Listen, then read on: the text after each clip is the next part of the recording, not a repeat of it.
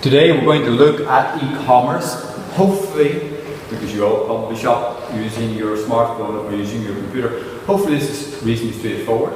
So, e-commerce is business conducted on the internet. Features of e-commerce, you get more choice, you're able to compare prices, more convenient, and it's a faster way to shop. This is a graph projected through 2022, which shows the total amount of e-commerce in China, Russia, India, and Brazil.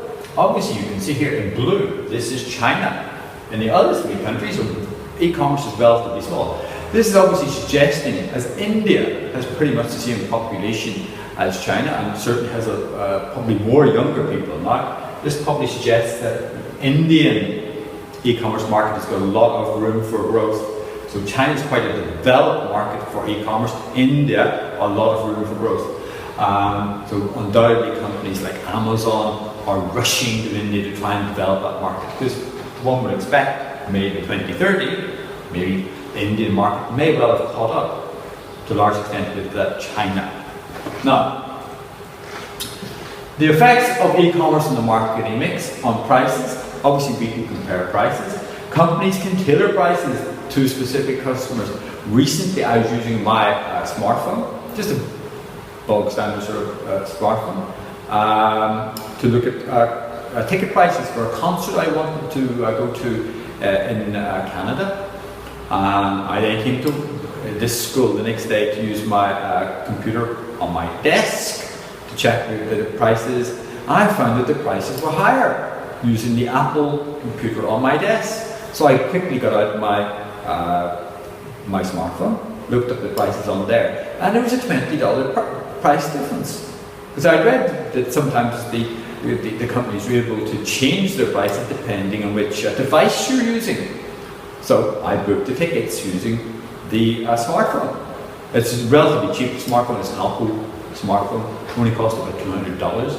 So I thought, ooh, smart company, but not very, very good for me. I thought there were ethical issues with there being different prices using the Apple computer on my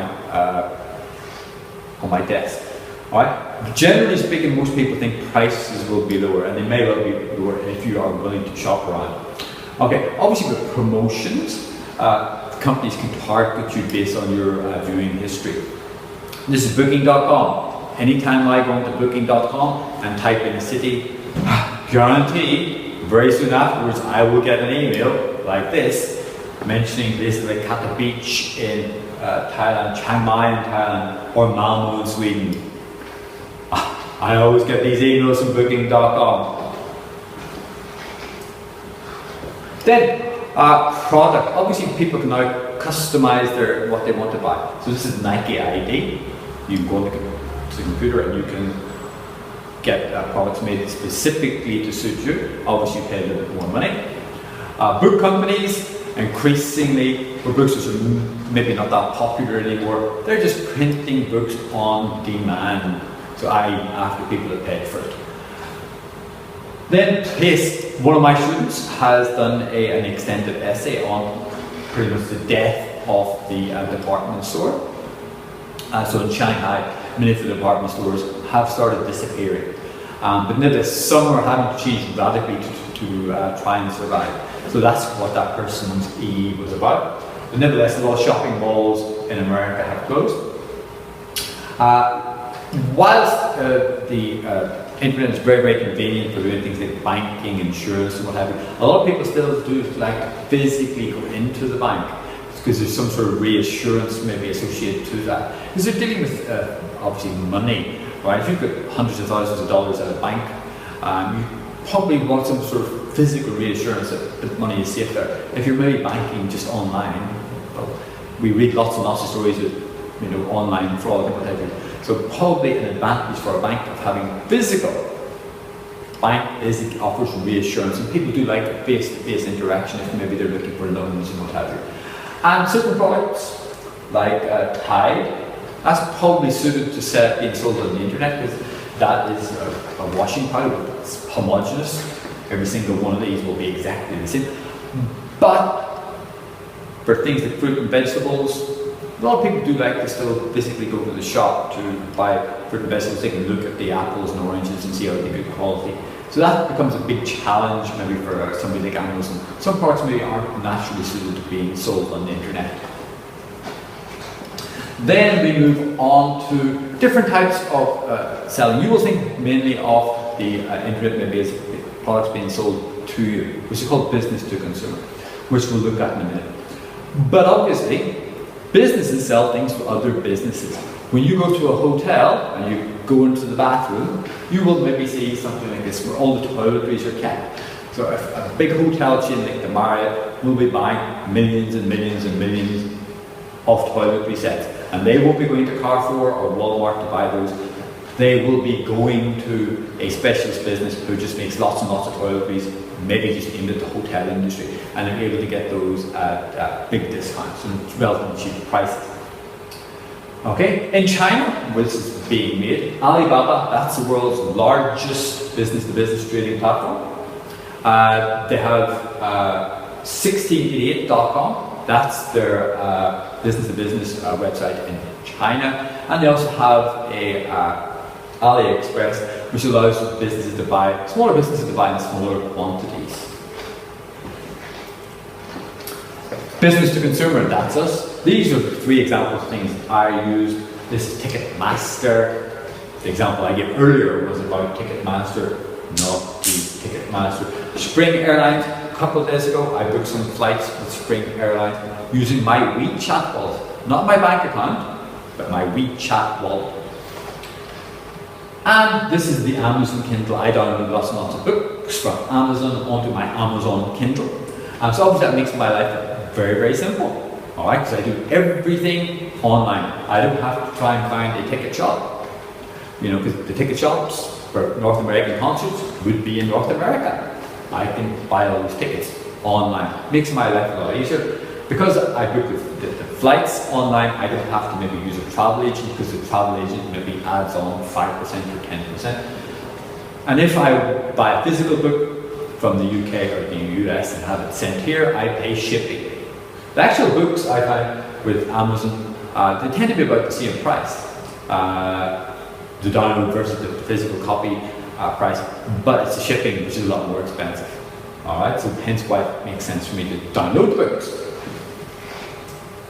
Now, then we have consumer to consumer. This is a graph showing you the growth in the number of sales within China between 2011 and 2016. So you can see that's rapidly increased. Here in China, a lot of people use something called Taobao. Businesses use it, but also consumers use it to sell things to other consumers.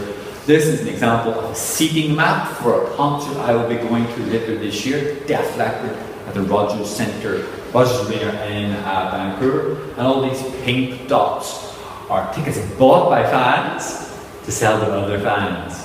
And they're such big fans that they bought all these seats. And hey, they can't go. And hey, they're just selling the tickets now for double the price they bought them. Okay, but nevertheless, there are lots of sites like eBay. Just normal people sell the various things which they make to other people. So obviously, they don't have to have things like premises and what have you. So, the advantages for businesses, you can gather lots of information on customers, you can target particular customers with advertisements and what have you. You can sell your products all over the world. And as a result of shopping online, they don't have to rent physical buildings, because physical buildings and what have you cost a lot of money. Or there's less need to rent physical buildings. Obviously online, there's very, very little personal touch. Companies will say, well, we've got a Twitter feed or we've got a Facebook page, etc., etc. But maybe there's nothing which beats the physical sort of like talking to someone. But there's going to be increased competition. It takes time to deliver. If you just take standard delivery between here and the United States, it might take 2 weeks. Even when it gets here, someone may have to go to the customs office to pick the item up. And as I said earlier, not all goods are suited to being sold online. But for consumers, advantages, quickly, more choice, convenience, lower prices. Disadvantage, there's lots and lots of privacy concerns.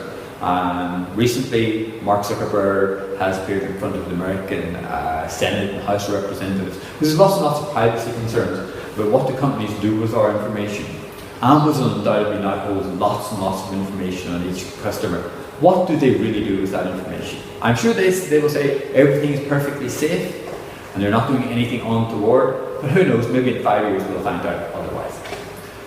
And also, a lot of big companies like Facebook, Google, Amazon, they become so huge. Amazon will probably get a lot bigger. And some countries like India, they're not really that big at the moment. The scope for Amazon to get bigger is fantastic. But at some point, they may well start to become a monopoly. And is that good for consumers? Also, in some countries in Europe, there are concerns. A lot of these companies are obviously creating lots and lots of unemployment. A lot of the physical jobs disappear, people lose their jobs. Maybe the jobs which are taking those are lower paid.